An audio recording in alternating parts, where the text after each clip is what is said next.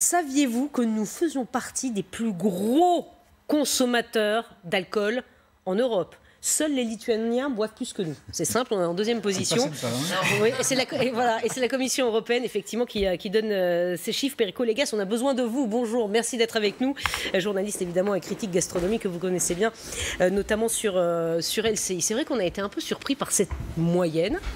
Les Français boivent en moyenne 2,5 bouteilles de vin par semaine. D'abord, est-ce que ça vous étonne? Enfin, une bonne nouvelle. Ah bon? Je me réjouis. Je me lamente. Si c'est pour constater qu'il y a une augmentation de l'alcoolisme, ça serait tragique. Et c'est une réalité. Voilà. La consommation de vin, malgré tout, continue à baisser. La consommation d'alcool se maintient. Nous ne consommons pas l'alcool de la même façon. Alors, il y a des jeunes qui, le samedi soir, et ça a été un débat entre le ministre de l'Agriculture et Mme Buzyn, qui se saoulent, et ça, c'est catastrophique. Il faut absolument le combattre. Mais que les Français résistent, j'allais dire aux anathèmes, aux fameux interdits sur la viande, c'est un très bon signe. Ça veut dire que ce pays garde encore un peu de ferveur et un peu de liberté d'esprit.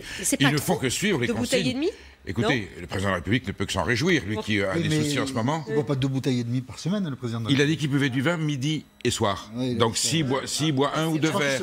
Si vous faites 2 verres par jour, vous avez 2 bouteilles par semaine.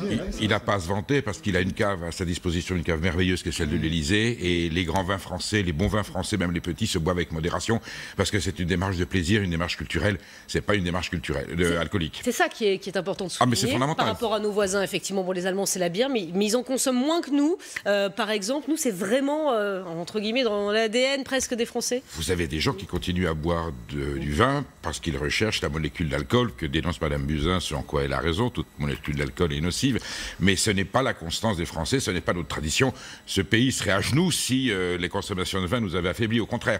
Ça veut peut-être dire aussi qu'il y a un malaise dans la société, que les gens ont besoin de continuer à avoir un peu stimulant.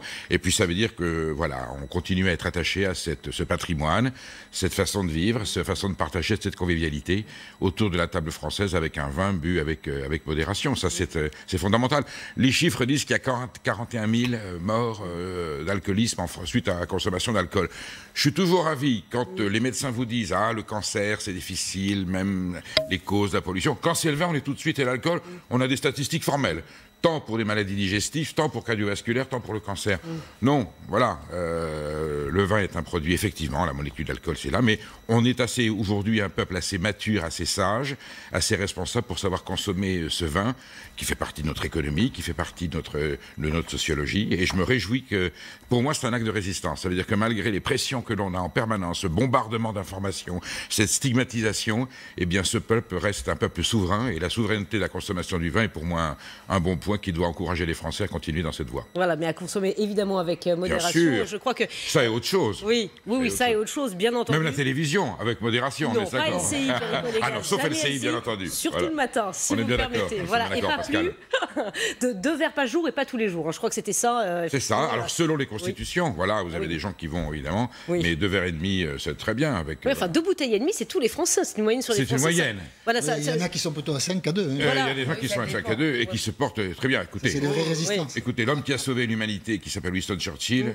était un alcoolique patenté. Il buvait un litre de gin par jour avec 6 cigares. Et il a quand même sauvé le monde. Je préfère ça aux gens qui ne buvaient pas d'alcool, comme Hitler et Staline, qui ne touchaient pas une goutte de vin.